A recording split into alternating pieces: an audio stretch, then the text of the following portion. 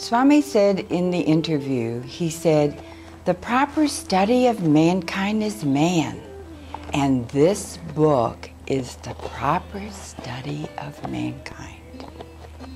And today you're going to tell us more about this great topic that's so important in our lives called love of conscience. And it's 4 aspects of human nature. We hear from Sai Baba that who we are is divine. And this knowledge will tell you who you are as a human being.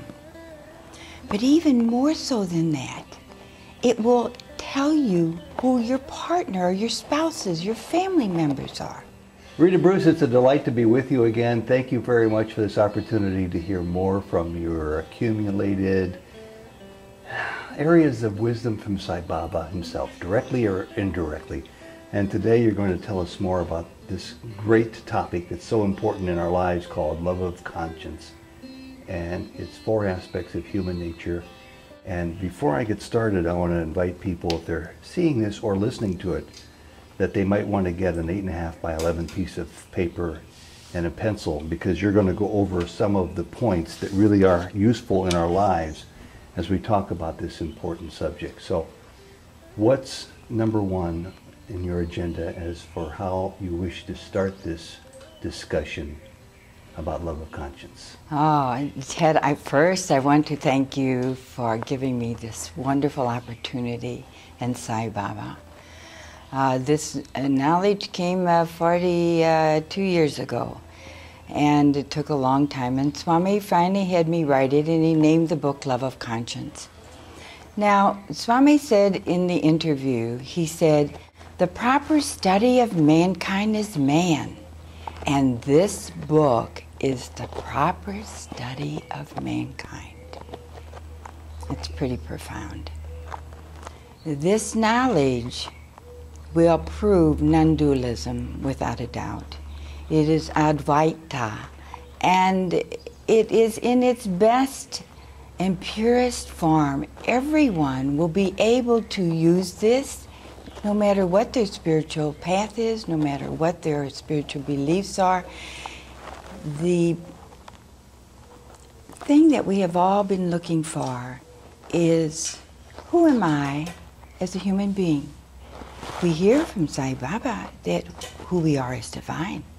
And this knowledge will tell you who you are as a human being. But even more so than that, it will tell you who your partner, your spouses, your family members are. You will listen to things in a different way than you've ever heard them before. So let me say that these 4 aspects that we are going to talk about have an entirely different meaning than anything that you have ever heard before. So you will be getting a new interpretation. What happened to us that we did not know was that we had the programming within us from our previous births. We have the programming in us from this life. There was an additional program that we did not know about. And that program is like a computer chip.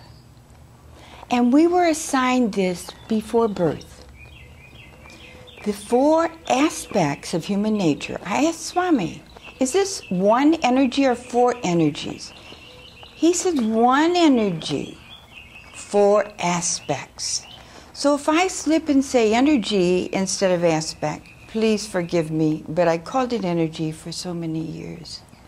I will try to remember to use the term aspect. 1 of the aspects is emotion, the 2nd is physical body, the 3rd is the intellect, and the 4th is discrimination. Now, Swami says the mind has no form, but what the senses bring into the mind is where we start getting the form. So when this came and I started learning, it was splitting these 4 of the mind. And what was unbelievable was there was this little computer chip within us that is the operating system for the emotions. The operating system for the physical body, the operating system for the intellect, and the operating system for the discrimination. Now, you may say, well, why is that important? Well, because this operating system dictates our ego image, our primary identification is coming from which of these four were assigned to us as our primary image. And these four have an ego, which we've not really known before. This primary image with this little focus dictates our style of communication and a lot of our behavior. It is our ego image. So from there, I will start. On the chart, we have emotion. E-motion. Emotion is movement. So for those that are writing, you put number 1, emotion. Then you put number 2, the physical body. Now we're doing this like a compass. I'm sorry, I forgot to tell you. North is number 1, emotion. East is number 2, the physical body. South is number 3, the intellect. And 4 is, oh, I have the numbers messed up. 4 is discrimination. So 4 is discrimination, which is the West. Is the West. Okay. Yes. I'm sorry about that. It's okay, no problem. Now, in the word discrimination, I could only use one word. And when you're a baby, you think of it as feeling good or bad. When you grow older and you reach a certain stage of maturity, you start learning what is right and wrong. Then when we become spiritually in tune, we use our discrimination to decide what is loving and what is not. I could only use one term, but discrimination has a lot of different implications.